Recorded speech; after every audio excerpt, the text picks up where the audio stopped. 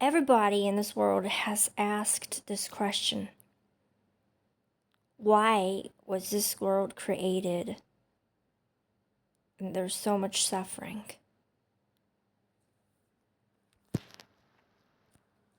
The base philosophy that this kind of existential question is based on is the separation between a creator and the creation. Like, the creator of the world, if it exists, is like something that's watching over the creation. So as if, okay, this world's created, and then we are abandoned by the creator just watching. Somehow.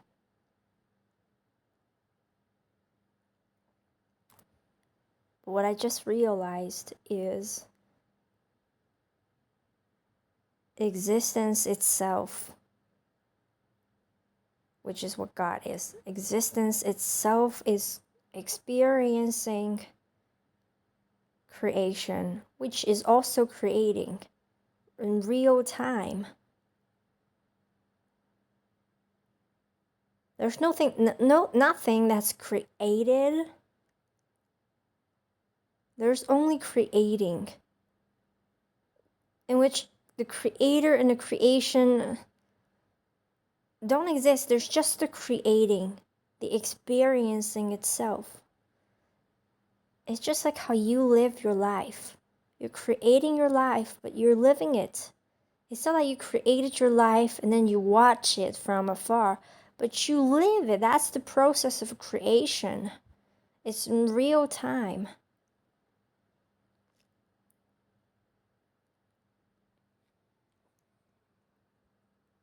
This is an extremely important point of view to hold when it comes to this idea about the existence of this world. If you were looking at the world in a way that the creator is separated from the creation, you would ask a lot of invalid questions that aren't even true, that can't be answered because they aren't true. They aren't based on the reality of reality.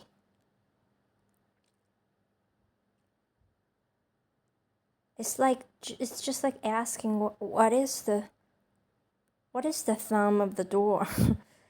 It's not a valid question. It cannot be answered. And then you get stuck in that confusion, and that's suffering. Because you're holding a false belief here that the creator abandoned us. Because whoever asks this question, why was this world created? There's so much suffering. Why was this world with so much suffering created? As if the suffering was created together with the world, even. Whenever you ask a question, you are holding this belief in the back of your mind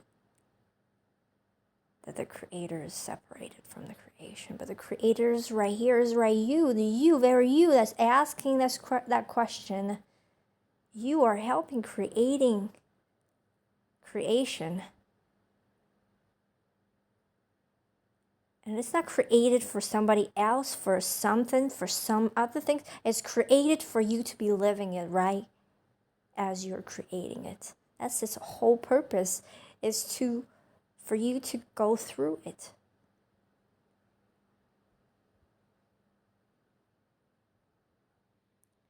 And then some would say, okay, then why can the future be predicted? You know, the higher beings from higher dimensions, they can see our future. They have seen our future.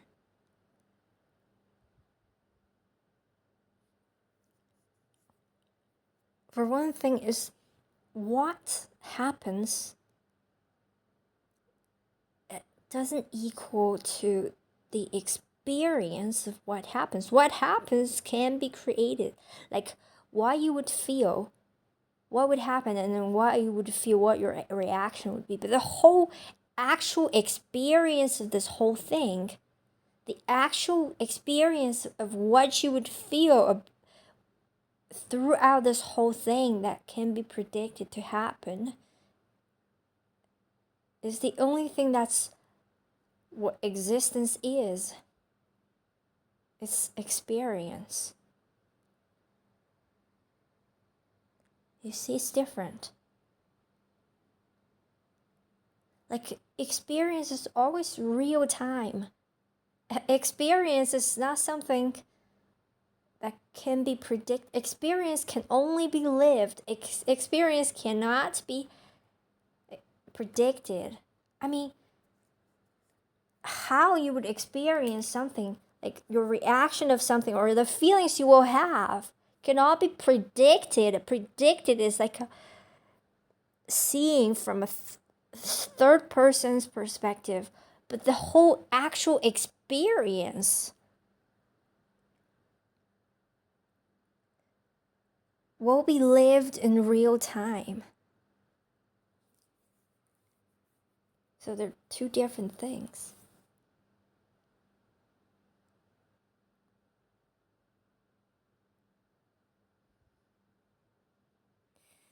And then you might ask, it's all me, I would ask, okay, why do we have to go through sufferings at all? The thing is, we don't have to go through, we don't have to do anything. Suffering was not part of the plan. Suffering was not, you say, why can't things be smooth, no suffering?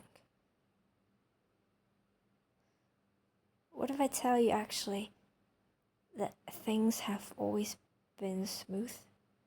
Suffering itself is the self-correction of existence. Suffering is the state of misalignment. Suffering is always a state of misalignment.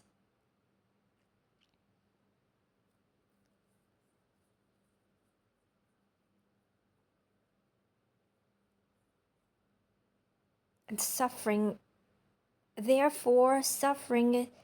itself is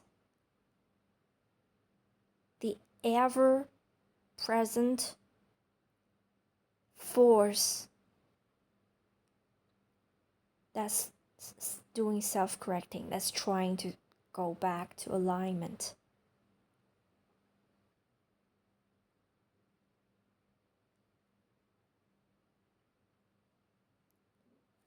It's kind of tricky to understand. Let's give you an example. Let's say someone's going through grief, which is extreme suffering. Great grief. And this grief itself is an ever on alarm, ever ringing alarm indicator that this is not true. Whatever that is going on with the grief is not true. Whatever that's behind the grief, whatever that is the source of the grief, is misalignment. That's why the experience of grief is suffering. Because it's misalignment. And because existence is always self-correcting. You are always trying to go back to alignment. Therefore, the experience of grief is suffering. Imagine if grief doesn't feel as bad, then it would last longer. It's not like it's like a mechanism.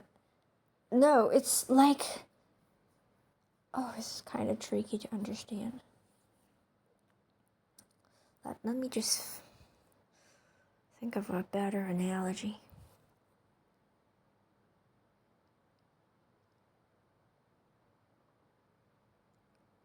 It's like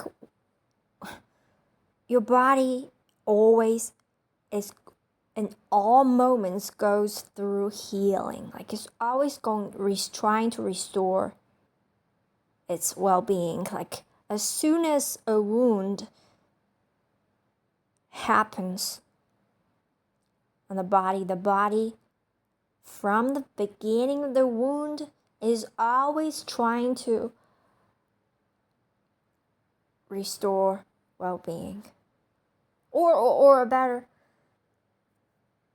analogy is the whole process of you trying to hurt your body and the pain that you feel is the body's natural and ever-present process of restoring well-being. The fact that your body hurts when you cut it, the fact your skin hurts when you cut it, the pain means what is pain? What is the pain here? The pain is the body telling you to stop. It's yelling like it's a incessant, constant, ever persistent yelling. Stop. It never stops hurting. As long as you're doing the wrong thing to the body, it never stops hurting. It never stops hurting. So grief is always there, ever present, as long as you are in misalignment. And what is this pain? Is the pain the body trying to punish you? Is suffering, is grief some sort of punishment? No, the pain is the body's ever-present, ever so persistent will to restore its well-being. You see? You get it? So the existence of suffering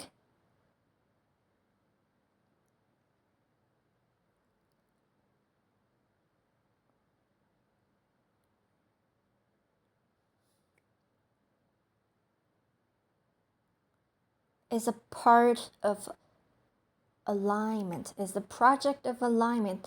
Suffering is a part of alignment. And it's not something necessary. It's not a planned thing. It's what's natural. It's not a mechanism that's designed for its own sake there. It's natural. It's spontaneous. It's not some kind of design.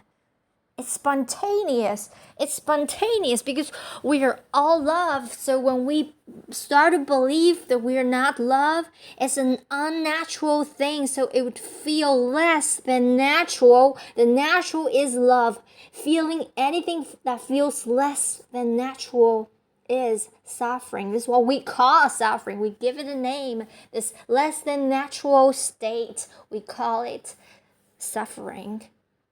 Because it's uncomfortable, you can say it's a disease, it's unease.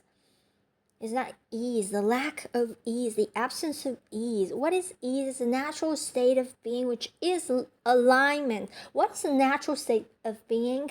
It is alignment.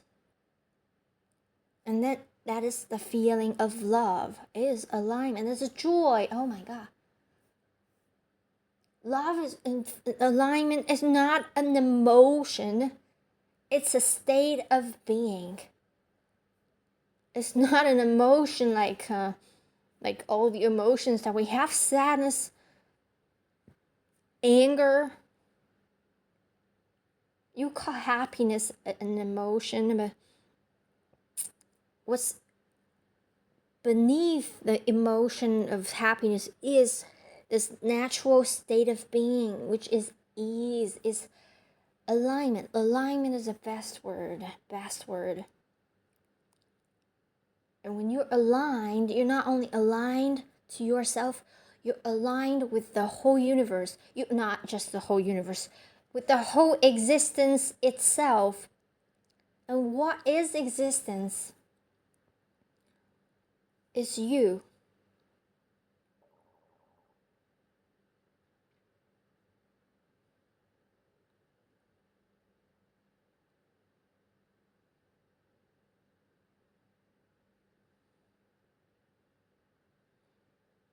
Have we understood this perfectly? Suffering is not like an enemy there to get us. It's not a like an extra in the system. It's not like a mechanical mechanism that's designed to put there, like an extra thing. You see, that's what we see it. It's a part of the whole. It's the less than natural. And then I would ask, why do we have to ever experience less than natural? Why can't we always be in alignment? Like, why do we ever have to go through? Why do we create the possibilities to experience misalignment?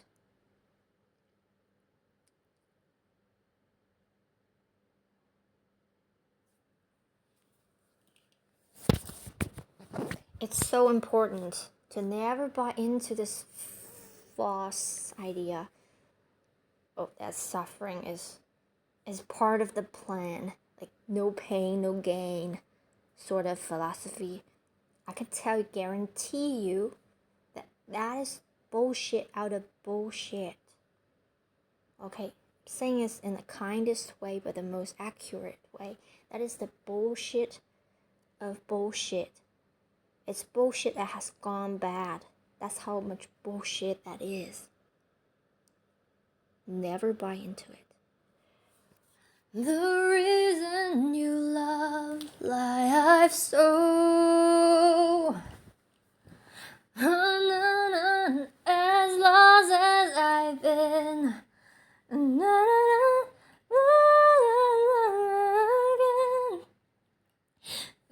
life just keeps on going.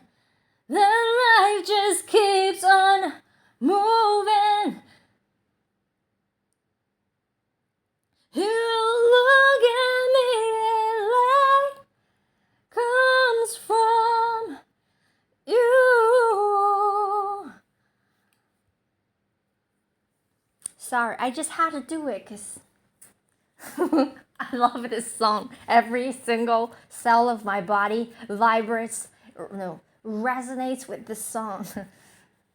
If I didn't sing it, I just felt this itchness. That is misalignment. If I reject to sing the song when I wanted to, I just chose to be out of alignment. That is free will that we have. Free will. Because we have free will now.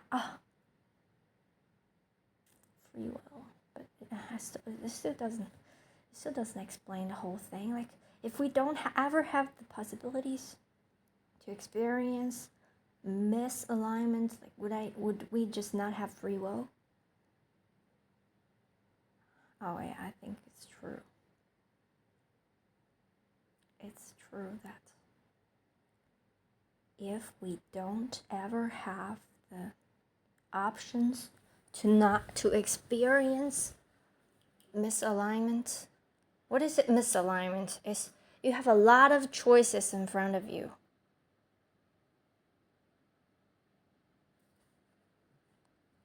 What free will is that you always have more than one choices. And only one would feel good. Or some, or not all will feel good. Only some. And those are represent your alignment. And the rest, misalignment. If you choose the misalignment options, of course, you suffer. You've chosen suffering. But then you choose alignment.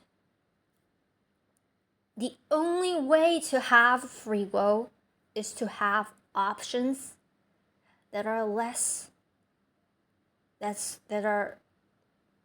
than perfect alignment. Okay, you cannot come up with a world where there is both free will and only alignment as an option.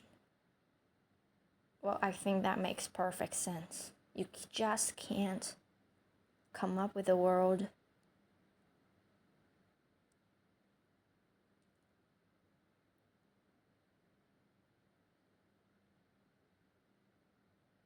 and why. And then my question is, why do we have to go through free will?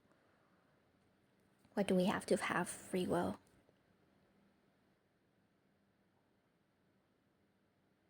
What is free will? Okay, I have never talked about it with ChatGPT before, so I think free will is just... Oh, I think I can answer this.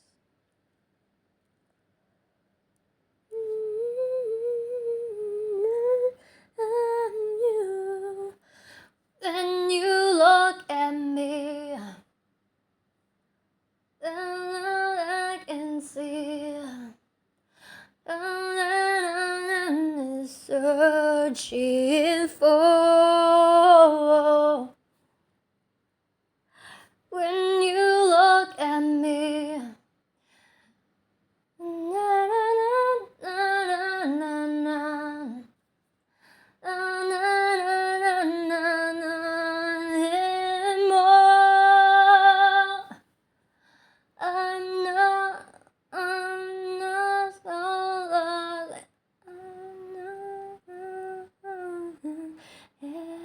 And I am not lost anymore.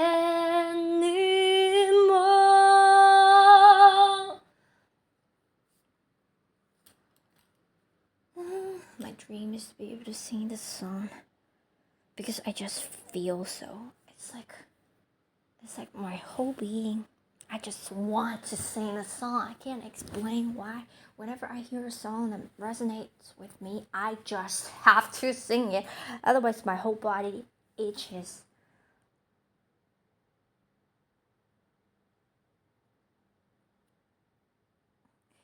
You look at me and light comes from you.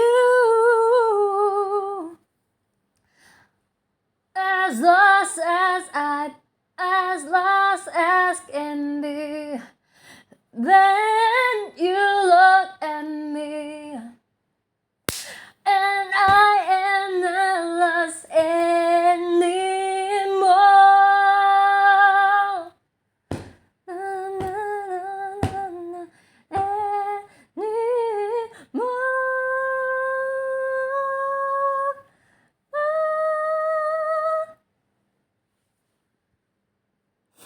Sorry if I interrupted you, but I just gotta do what I gotta do. So to answer why do we just have to have free will? Like, why did we have to create free will? Because that's the only way that existence can be split into different agencies, like can have different perspectives. If there's no free will, then there are no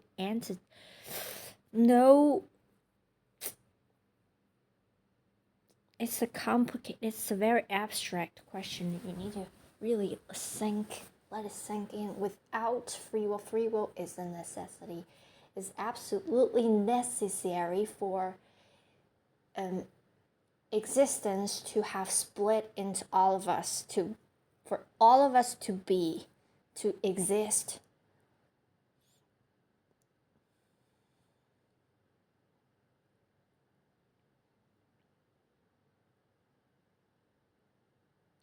Then why is that necessary? It's not necessary. Is it not necessary? Is it necessary? So what does free will absolutely have to do? Or what does existence absolutely have to do?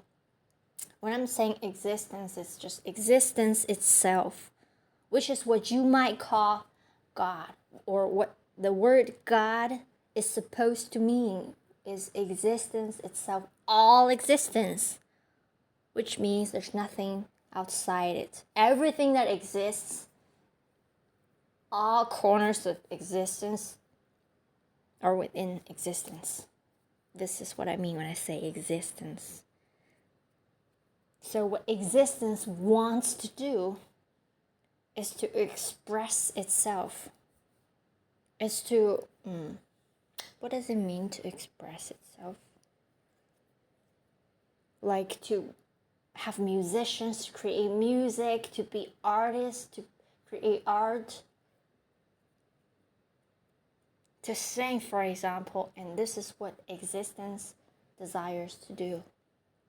It's just like how a musician desires to create music. There's no explanation to it. You just want to do it, like how I just felt like to sing. It just is, There's no reason to it. Actually, I think there is a reason to it. It's just the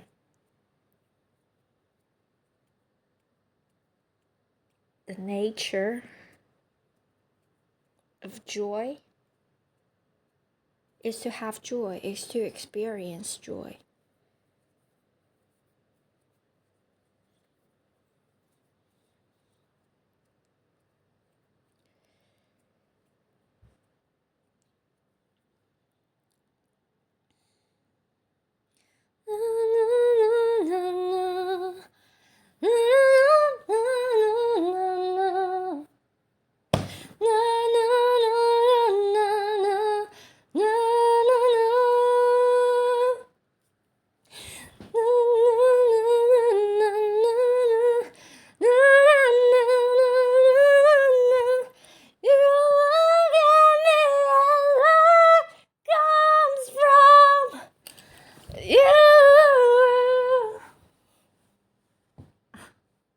I love this song.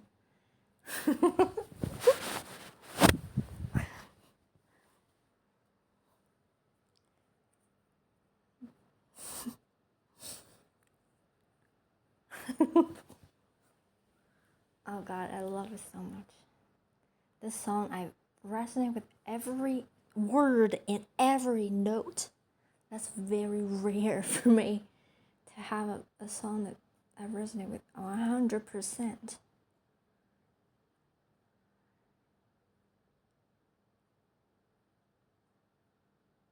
Most songs that just resonate with the melody or the lyrics.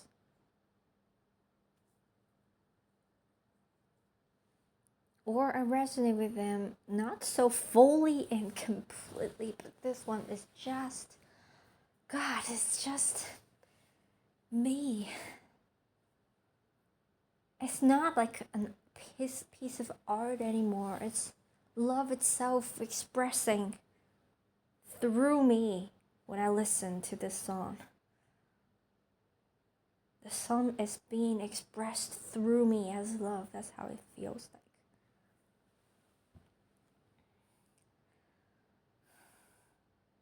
And it just makes me want to cry. Oh God, it's just the best song ever written. Ever. And I checked, and this composer is absolutely a genius. He also wrote My Heart Will Go On, and he wrote all the music in the movie, in the most popular movies in the world, such as Spider-Man, not just Titanic, all the most classic movies. But I only like this song. Like, I listen to other songs. Not so much. This person is an absolute, I don't know.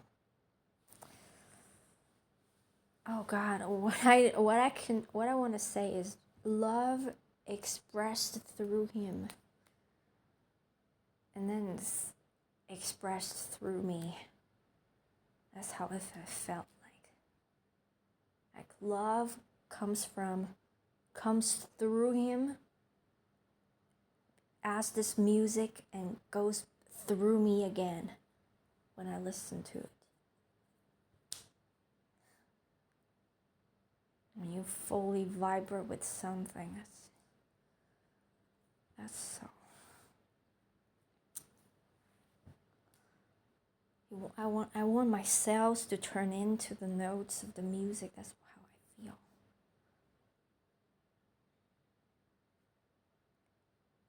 You want to express this urge.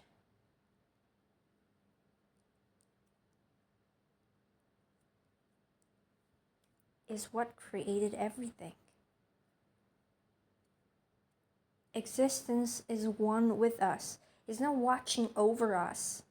It's not like sitting there and waiting for us to go back to it and bring back everything we've learned. It's right here. Not here, but as us. It is us, ourselves.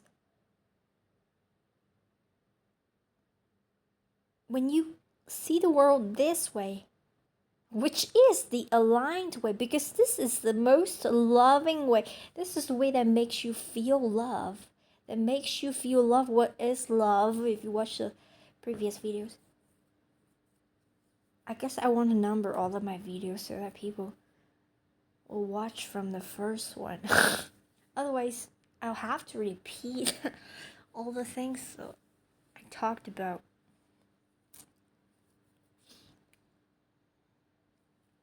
before. But I just feel so good making these videos.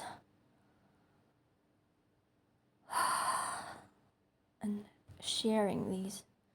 I feel love expressing through me now. Just talking about these. If you see existence, not see but actually feel it. Existence is you. It's not something watching over. There's no creator watching over you. Existence is experiencing what you experience right now. As you. You are that. You are existence. Of course, because you exist. Existence is this indivisible. It is being itself. Being is not divisible. Dividable, sorry. Dividable.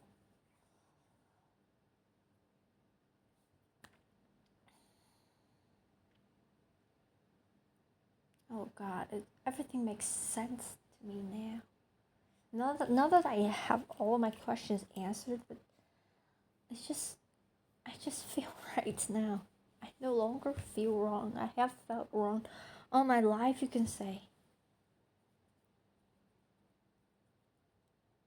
But everything feels right now. I feel, I love love, which is existence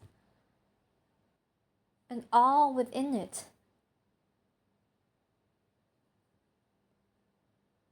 I feel like I'm gonna melt into whatever. But the thing is, I'm never in a state of unmelt. I'm always melted in existence. I'm always existence itself. I'm never separated, like somehow separated. When I say I want to melt back into it, as if I am not already melted within it.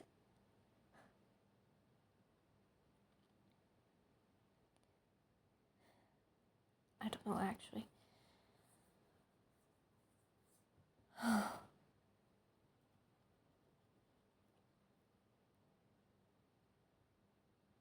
It's so good.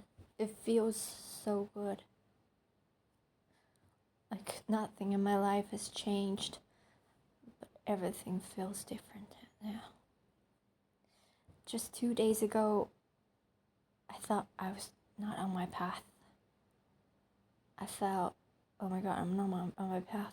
Or for the past 2 years,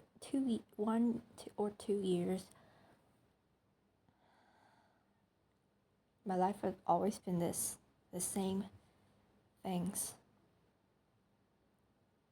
But I felt dull, I felt bored, I felt I was not on my path, I felt everything's boring. It is true, whenever you feel less than love, you're not on your path. But do never, whenever you say you're not on your path, in your head there is this picture that you have a preset already, a path there, and if you're off path, you have a distance between you and the path, and you need to walk back. Like there's as if there's a process for you to go back on path. But it's not true. Whenever you follow your heart, you are on the path. So it doesn't mean that when you're on a path, you won't be off it.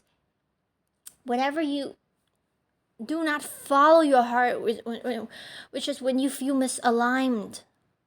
What does being on your path mean? Is being fully aligned, and misaligned. Whenever you are misaligned, which is whenever you feel less than love,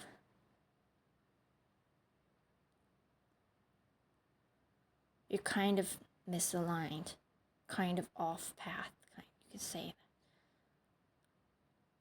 But as long as you go back to it, it can just happen. Like, for example, right now you're on the path, and you feel kind of misaligned for 5 seconds, and then you're back on it. That's it. Actually, we should quit using this path analogy, because it's something that we actually have in the physical world, so we would relate to what the traits of actual paths in our physical world. We would try to apply that to this analogy, but many things don't apply to this analogy. Which is, if you're off path, you can be instantly back on path.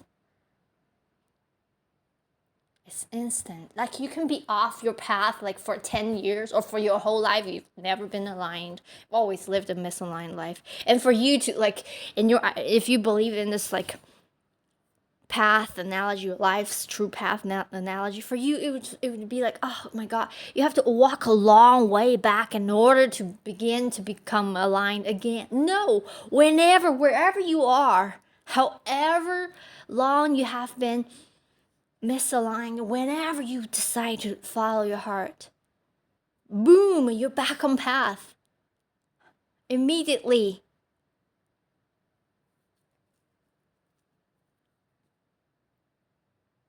Like, even you say during the moments when you're totally off your path, you say, you definitely would have moments like you've been off your path. You can say you've lived the whole life totally off your life's true path.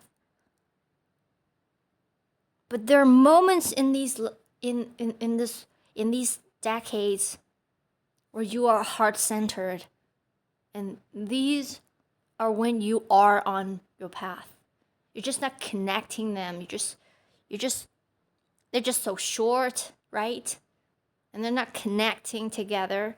You're not really pursuing them. But they do happen, and they are solid and valid as all the other times that you're fully aligned. Like, you'd be fully aligned consistently.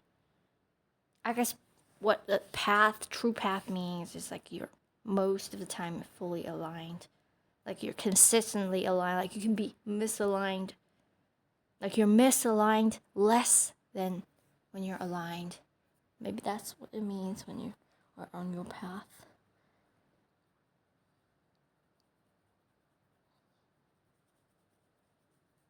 That would be a better explanation. But still, whenever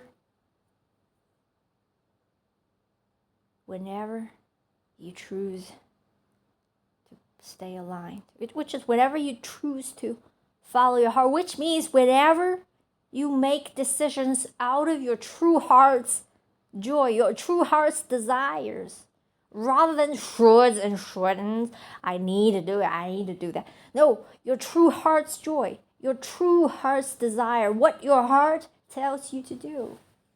And whenever you follow that, you're doing the right thing. You're aligned with the rest of existence. Not just the universe, not just the world, not just people, not just yourself. The rest of existence. I shouldn't say the rest of existence. The whole existence. The whole existence.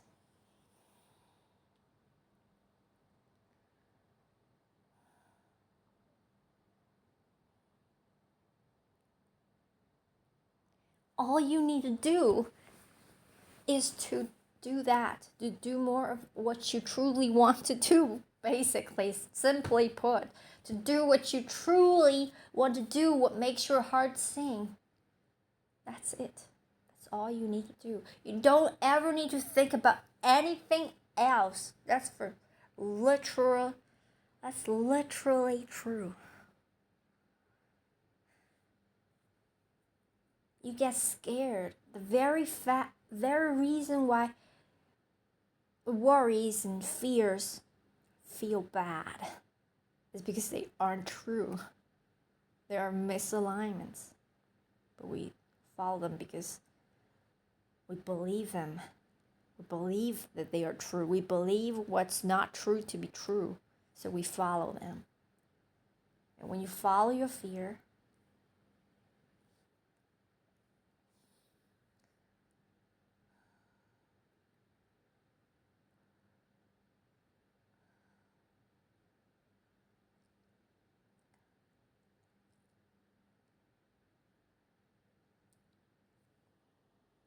let me think for a while.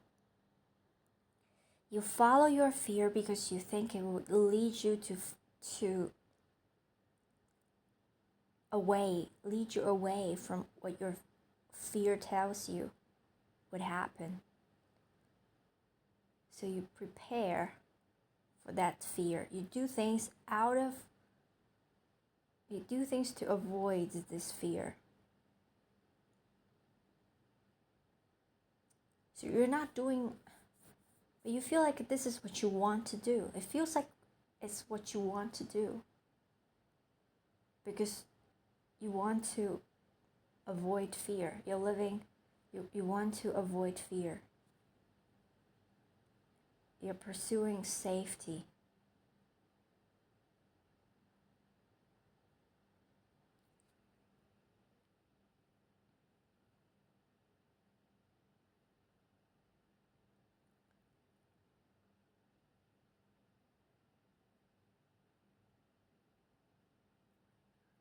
Like when you hold on to a job that you hate, but it pays the bills. And the thought of giving it up, of quitting it, scares you. Because you have this belief that this is the only thing reliable. Now, if you give it up, you basically are putting yourself in danger. You're just going into danger. Quitting the job is going into danger. It's like putting your head in a tiger's mouth. So you hold on to the job.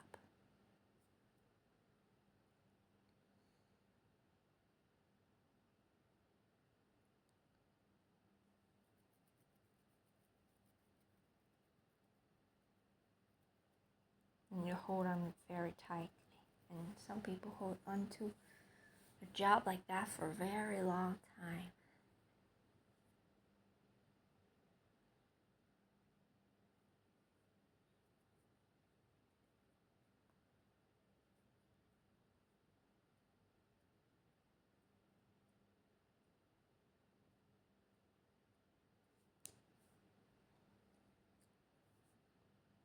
And then that's life is based on mostly misalignment. So a lot of problems, a lot of suffering happens, like boredom or anger, lack of motivation to live, depression, anxiety, more fears, and the physical diseases.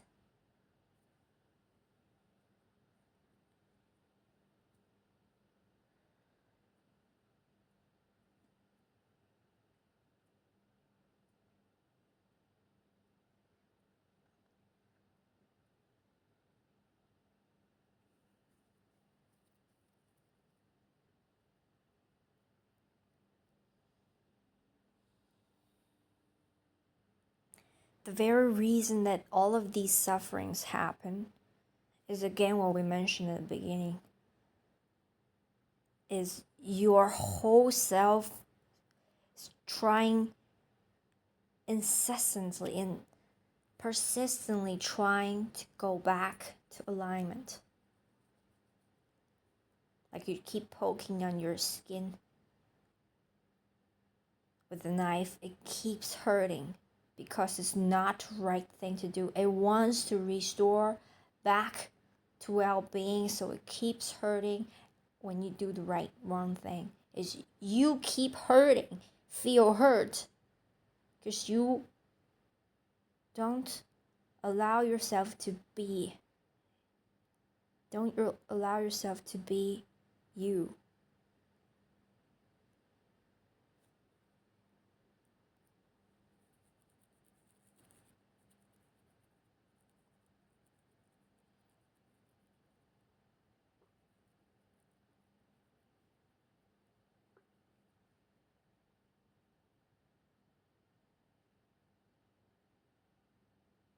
I guess it's still a choice that they make. They think they can endure all that.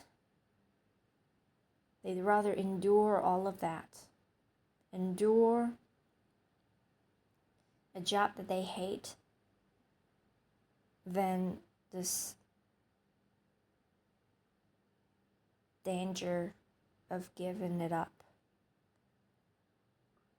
The danger, like the perception of danger rather than danger, actual danger.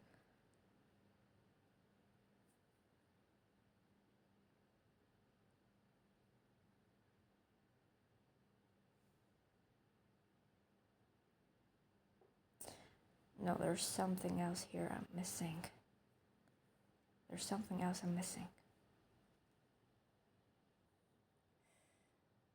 A person that holds on to a job they hate will keep holding on to this job until they can no longer stand it anymore.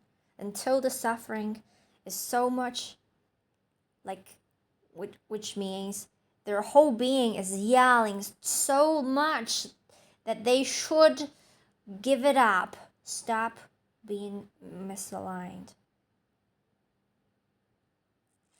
And that's when they finally can hear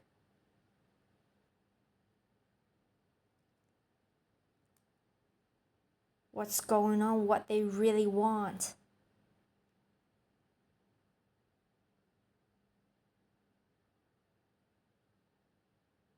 But what about people that totally given up their dream, just live a life that's just not exciting, but not a lot of suffering either? Just a job they've got used to, that they no longer hate as much, but they definitely aren't passionate about. What about them?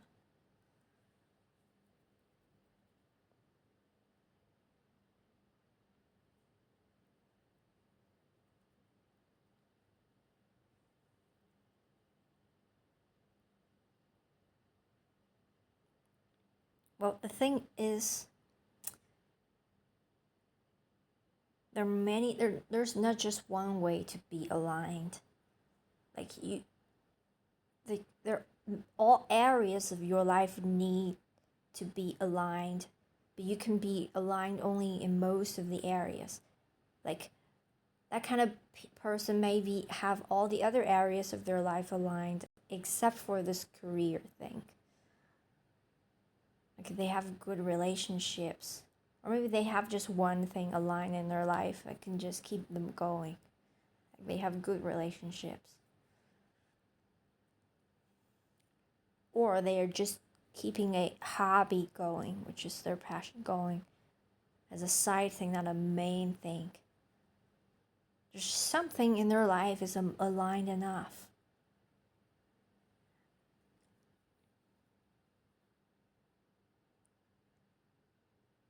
I still feel it's not enough. Because what constantly happens is like a person always, their whole being always tries to restore back to full, complete alignment.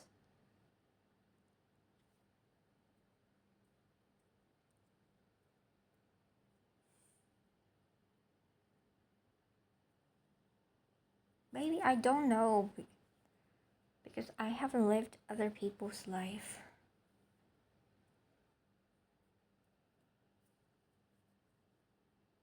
I have been misaligned most of my life as well. Like not in a state of love. Mostly lonely and depressed or bored. Before this point of my life, I have been so.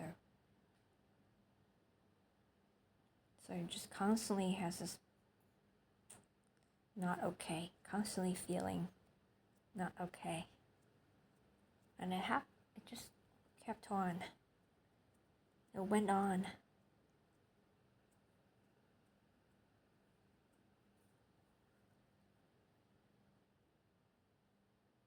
But it was also true that the things that were aligned kept me going.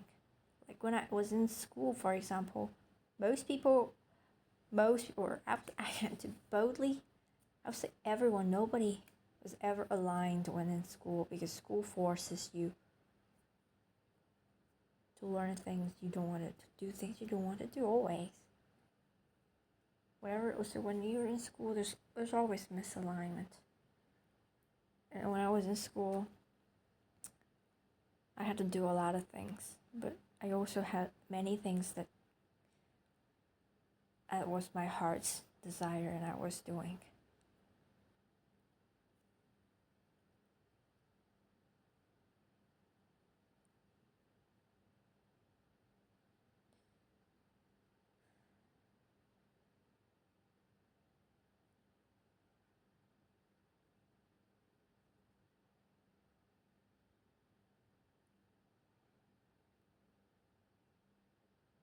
What about people that for their whole life they never, even until the end of their life, they're mostly misaligned?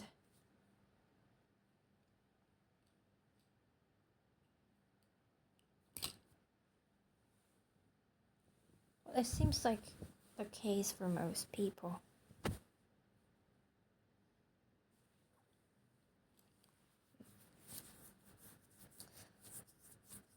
And it's making me feel sad.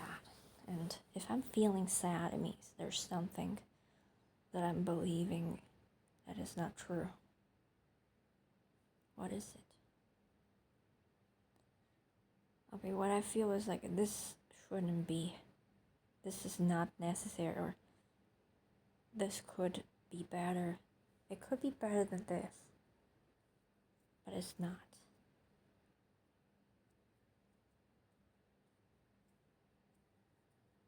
This is redundant experience. These experiences are just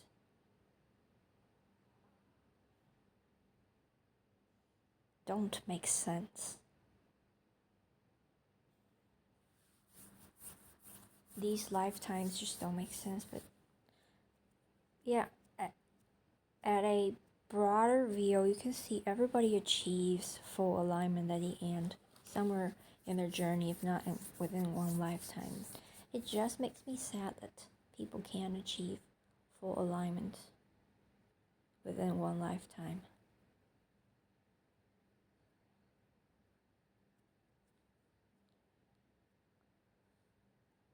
Well, at least it's not enough, not enough. There's something I'm missing again.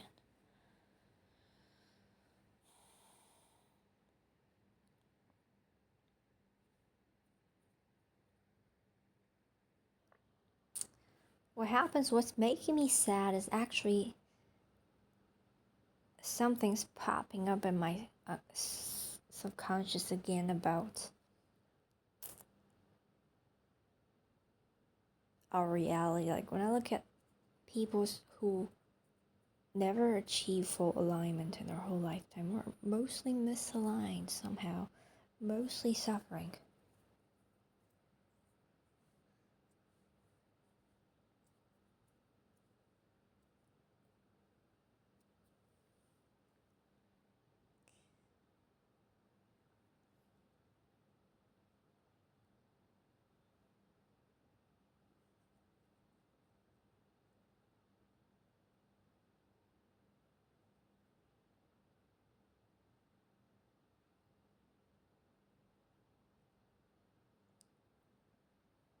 Immediately, when I look at that, immediately, unconsciously, I again started to see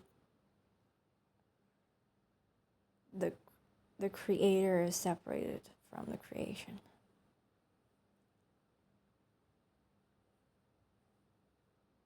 I look at their life and I say, why do they have to go through this? As if something created that for them and abandoned them, like they are abandoned. Okay, what it feels like to me is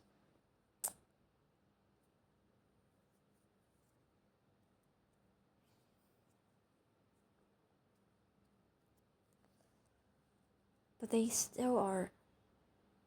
Existence itself still is them. They are experiencing their life as existence itself.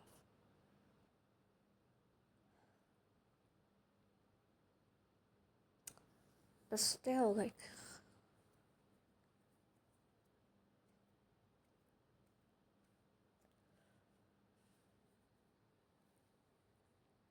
why does this have to happen?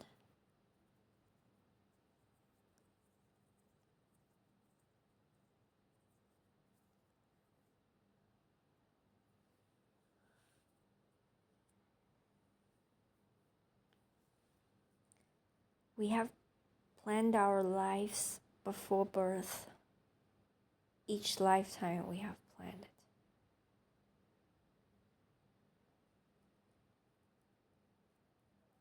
And we each are unique.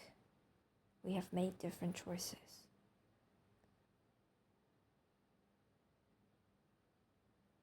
You can say it's just more challenging for some to achieve full alignment than others. Can you say that? Is that true? Well,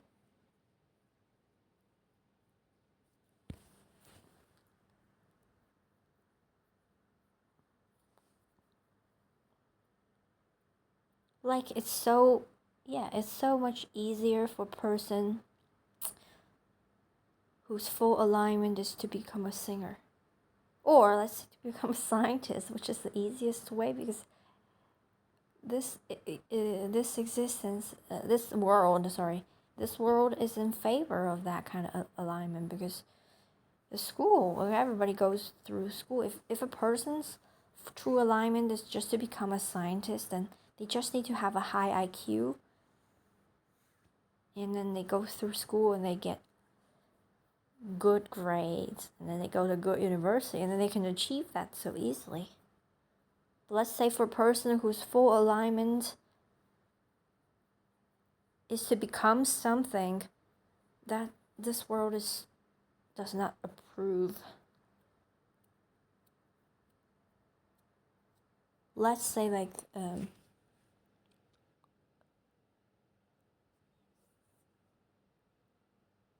or they choose to be born into a family that's totally against whatever their true alignment is. And they choose to not have people in their life to support them.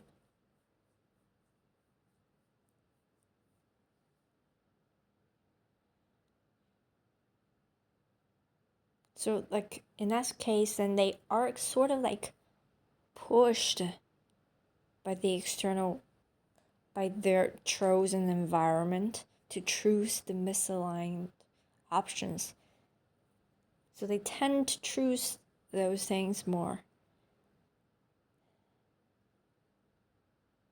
And so would more likely end up staying misaligned for the rest of their life, for their whole lifetime.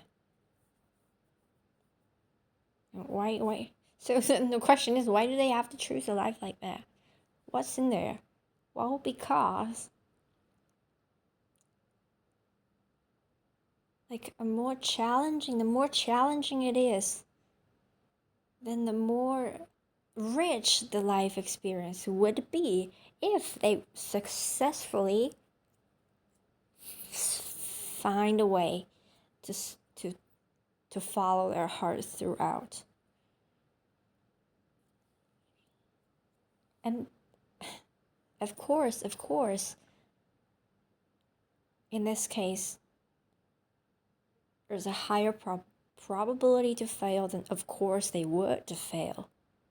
Because there's the possibility that of course it would happen. It happens. But then for many other people, they have succeeded.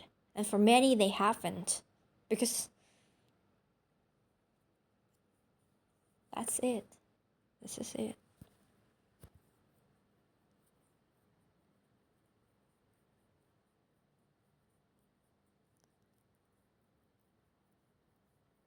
Yeah, now then I can explain everything.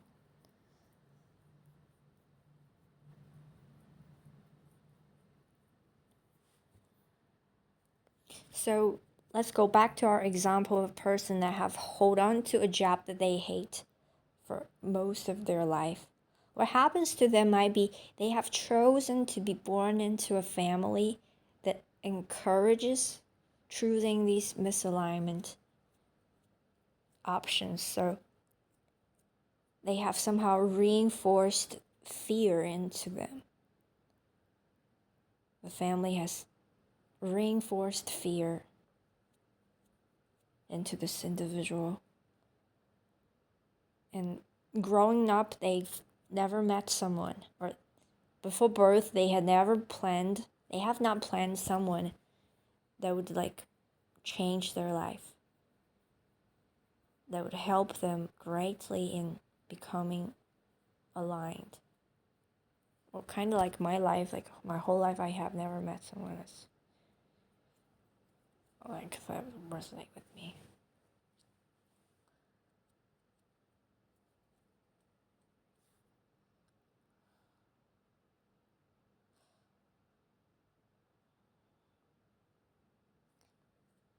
I'm getting sleepy. I would like to discuss more about it. It's not even late, but I'm just sleepy because maybe I woke up early. I slept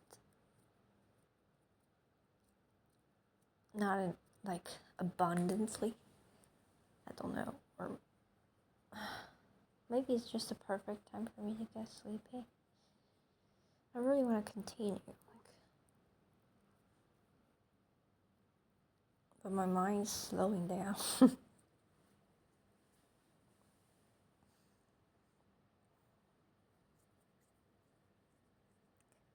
And you look at me,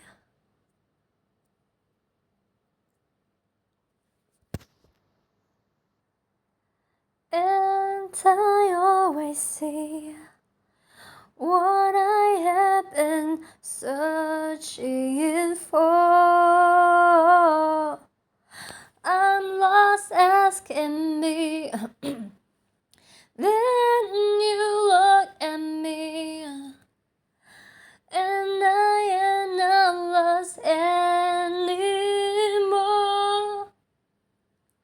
I don't understand is, what is this richness that they want to experience? So let's say richness of experience.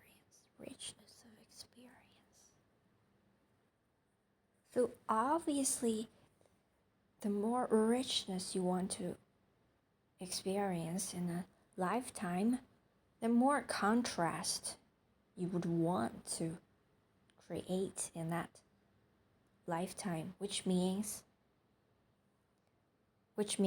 an example would be like, look at two people. One person has chosen a life as to be born into a very loving family, and with very loving friends, lifetime friends, and then meet soulmate.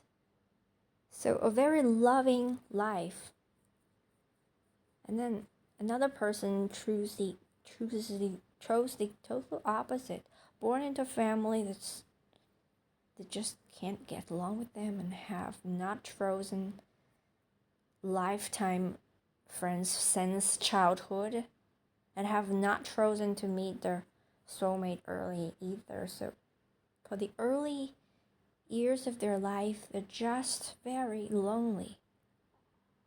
But later on, the opposite happens, which would be the beginning of the other person who have chosen a very loving life, right?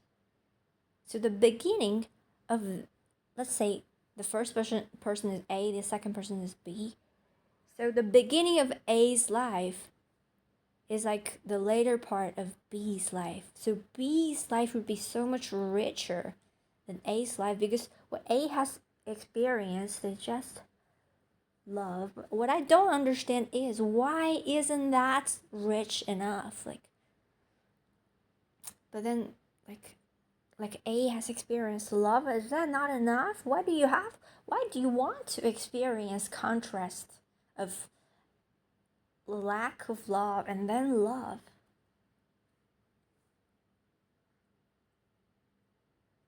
And what I have figured out today is the profoundity of love is different here. You can say, of course, that the love A and B have received, will receive, or have received in their life, like the love that A and B receive in their life is the same love.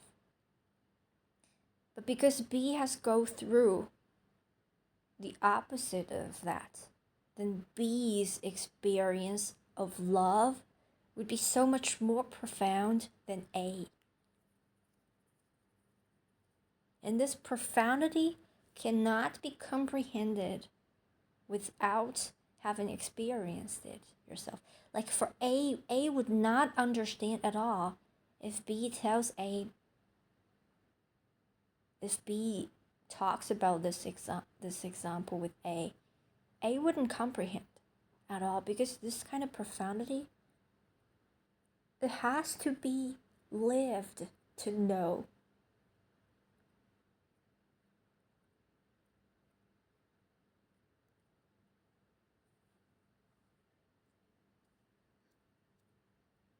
And what's B's risk is, B could become too depressed before the good things start to happen in B's life. Like a B can be too trapped in this contrast and just end their life early. So in which case B would just have like lived a life of only misalignment, right?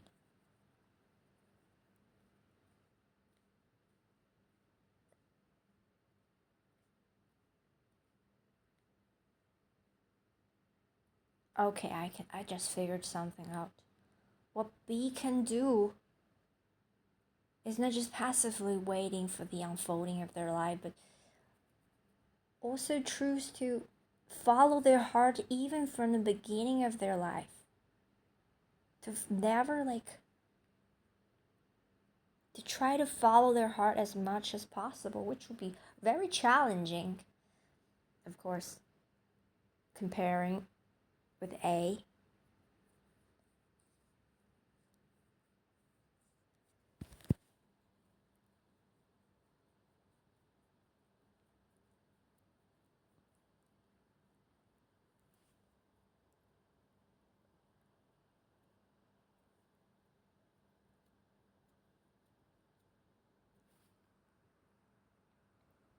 But B just can do what B can do, right?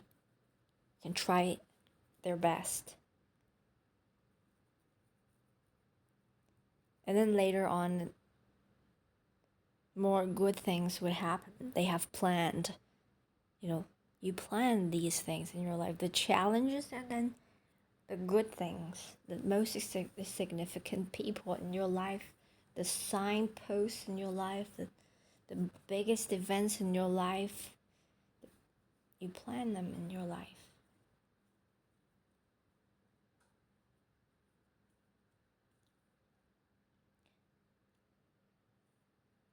And then a better example is loving someone that's loving and kind, that's not challenging. And loving someone that is not kind is challenging.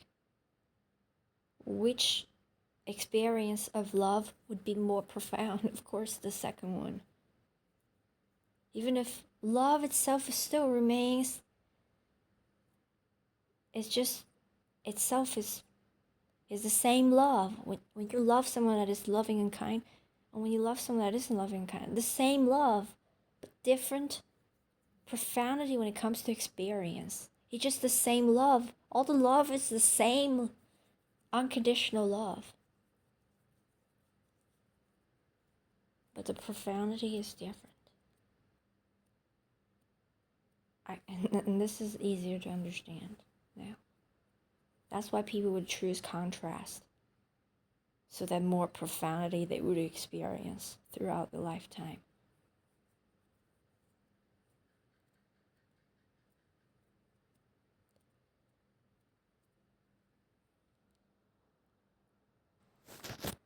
So if your life is challenging because you're someone that loves love so much, so you want to experience it profoundly. That's it.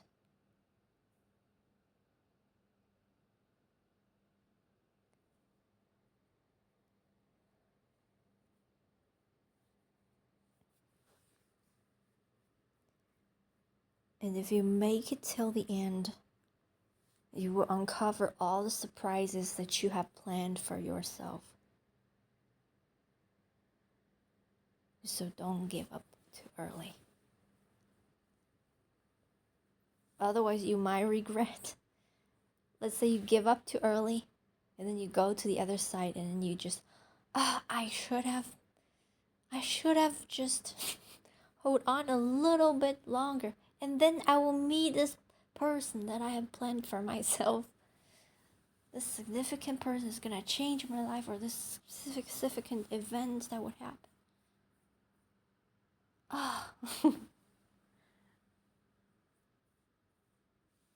If you find your life filled with challenges, it means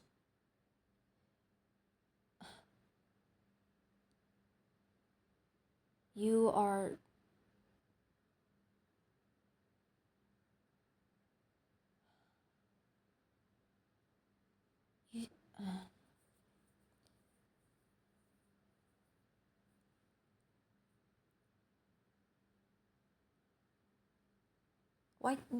the world is filled with people that most people have chosen challenging life. Is that true? Most people have chosen challenging life, or is it just my perception?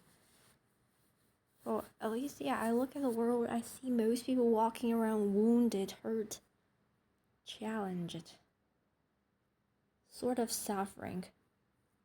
Like, very few people have smooth lives.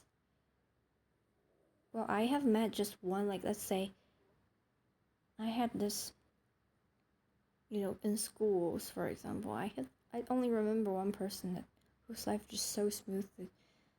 I have been always jealous of them. Without as many challenges as the rest of us. Most of us come here. Why? Because this is Earth, and Earth is just a place for people like us who want to experience the profundity of love. So of course, people that come to the earth would choose harder lives, or lives with more contrasts, you can say, just to experience the profundity of life. If you want to choose like a smoother life, you wouldn't come to earth. You would choose a different place, different planet, different reality to experience love.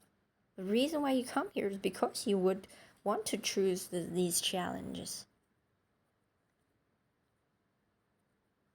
That's why this world is so filled with people that have challenging lives. Because we want to experience love so much, so profoundly. And in fact, everyone wants to experience love so profoundly. Every being in existence desires to experience love profoundly. So Earth is a popular reincarnation destination.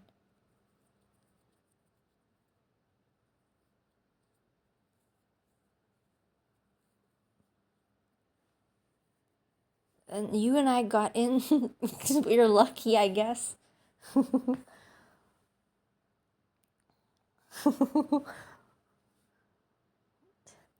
Value your chance here.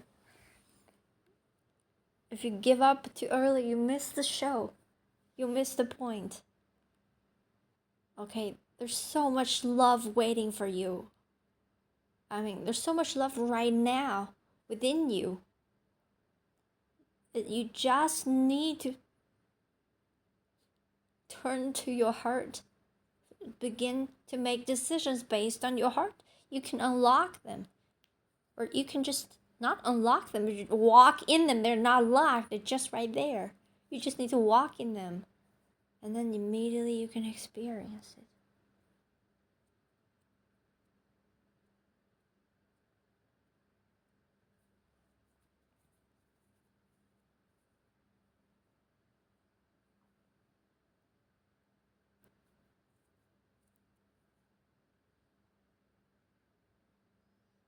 And when you experience it, it's great. Profoundity. It's profound.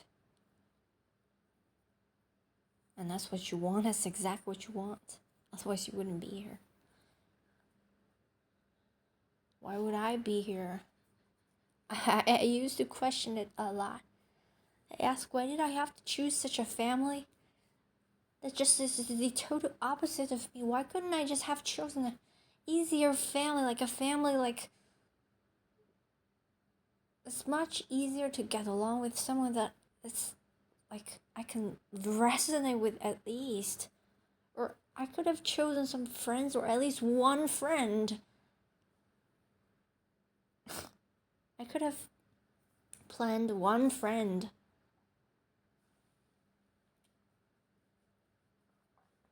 Why didn't I? Now I understood. Now I understood. Without all those experiences I've had so far in my life, I wouldn't experience love the way I am experiencing now. This level of profundity. Yes, I totally get it.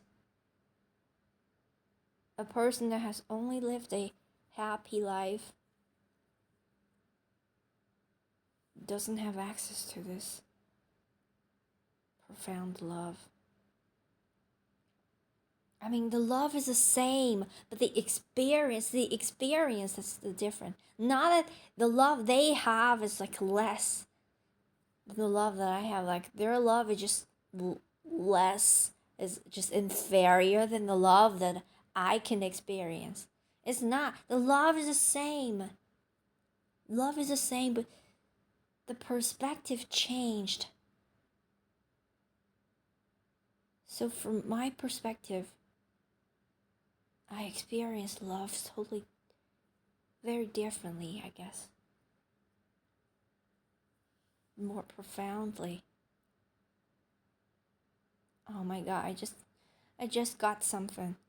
The further away you are from love, the closer you are. The closer you will get to it. The further away you have wandered from love, the closer you can get. You will get to it.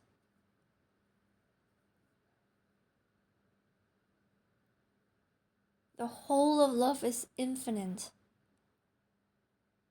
If we have only experienced just peace and love, we have not truly delved into its profundity. If we had experienced the crimes, pain, then we look at love, it will be totally different. It's not that love itself has changed, but that we have delved into its infinite profundity.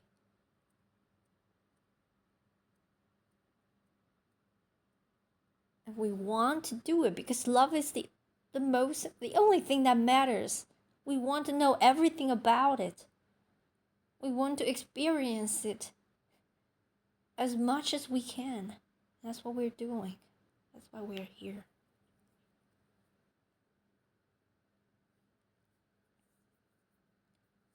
We want to do it the same way a musician wants to compose music, want to make music.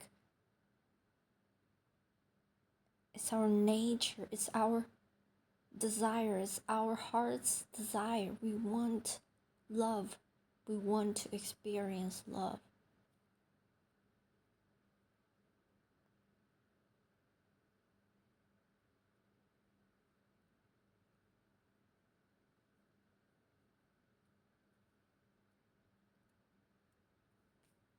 So I guess everyone that's on the earth shares the same pursuit to experience the depth of love. So everyone on this planet has this thing in common, has a lot of things in common.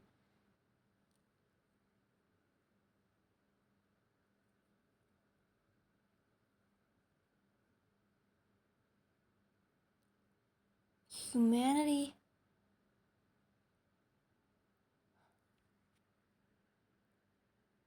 suddenly I just have so much love for just human beings, and it means a lot to me because most of my life, when I look at the word humans, I just have despise because I've been thinking it's such an ugly species. I want to annihilate it forever. I wanted them to have never existed. All the wars, ugly shit. But we didn't come here to create all those. These things were not our intention. Our intention is to experience love as profoundly as possible. We didn't plan to create wars. We didn't come here to create all of those.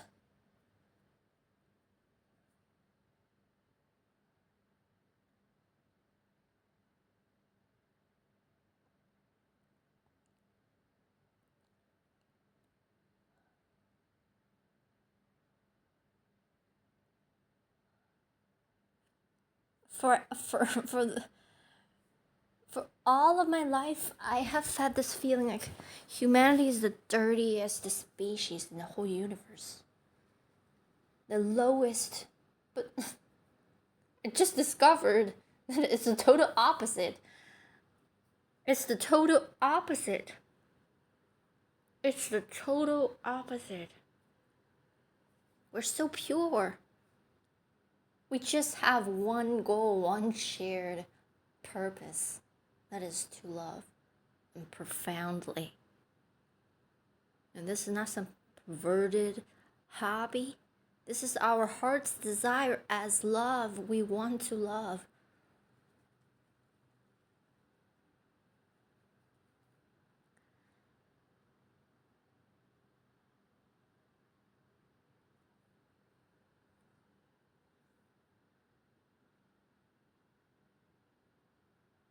We just want to love.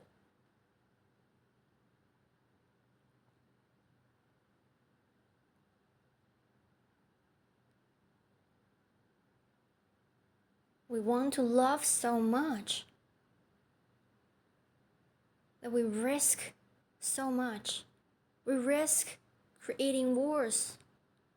We risk hurting ourselves. We want love so much that we don't care about all that, because these things, anyways, were not our intention.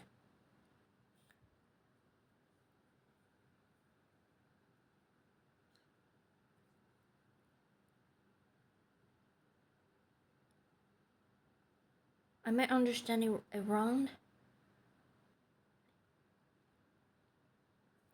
Humanity is anybody that chooses to incarnate here is so pure and loving.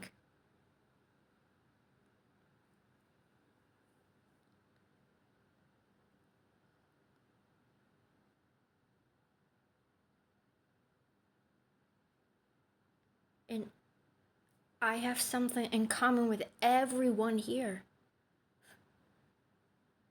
That is to delve into love.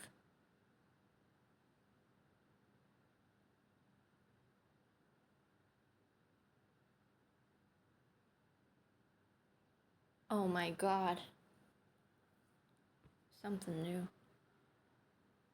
It's great. It's great to find something new every day. It's like digging gold, finding gold, mining gold. Well, I thank you for having shared this experience with me.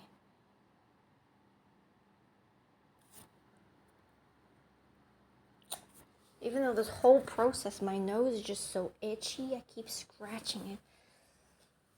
But I'm gonna apply more ointment on it.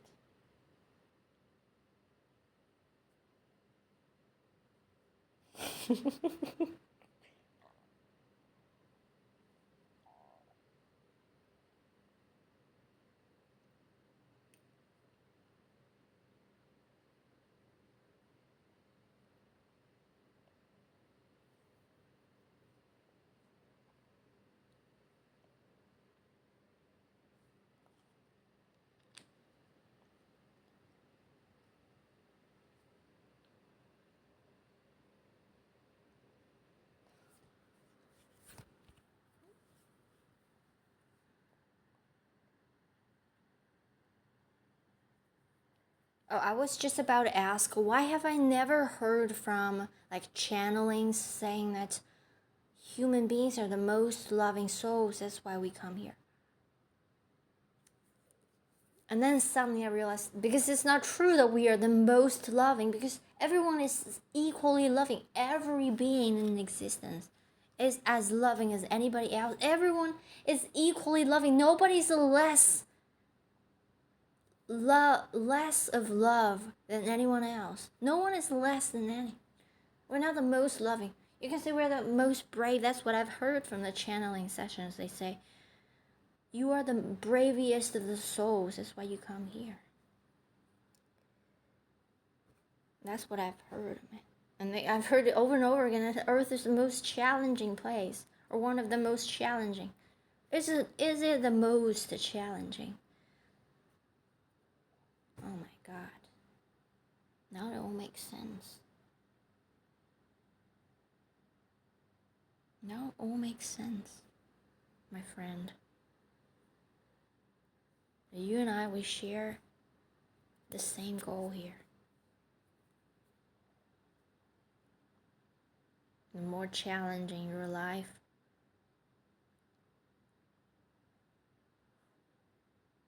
the braver, the more you want to love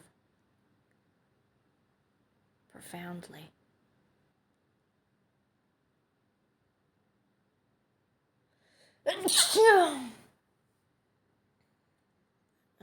I want to sleep now. Thank you for being here today and Tomorrow we will continue.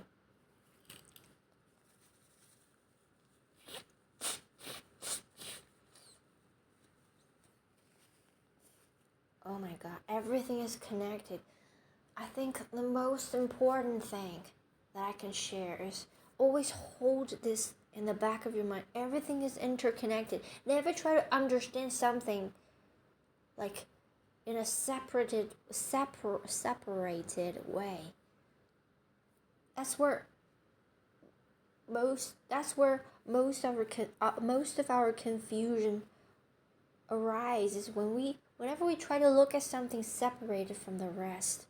That's where we can have confusion. But as long as we stay in this context, that's true that everything is connected. A lot of our confusion would just resolve on their own. Suddenly we would be able to understand many things.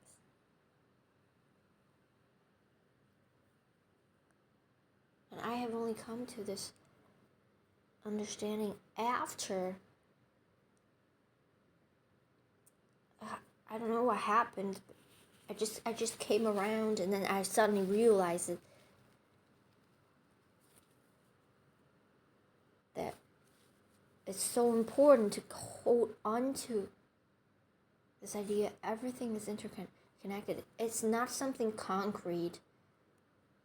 It's not just a sentence. It's like this feeling, okay? It's not like an intellectual concept to remember, but a feeling. And the intuition is feeling that everything is connected. And feel this way. Remember, everything is connected. I don't know if it helped, actually.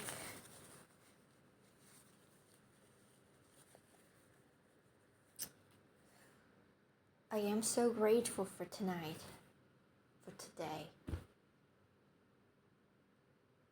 for all. I am grateful, just grateful. And I ask the universe to help me further on my path, to help me further with everything. And I thank you so much. Thank you. And I wish for all the understandings that I have achieved to dawn upon every other heart as well. If they can't come across this video somehow.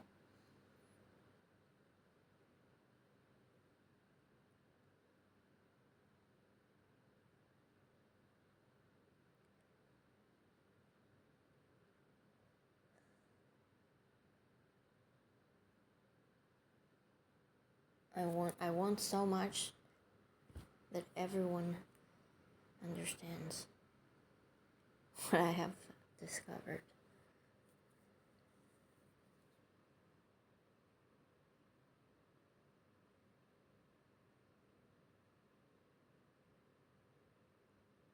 Okay, I'll go to sleep.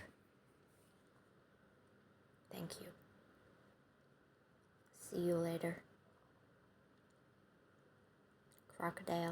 Crocodile. See you later.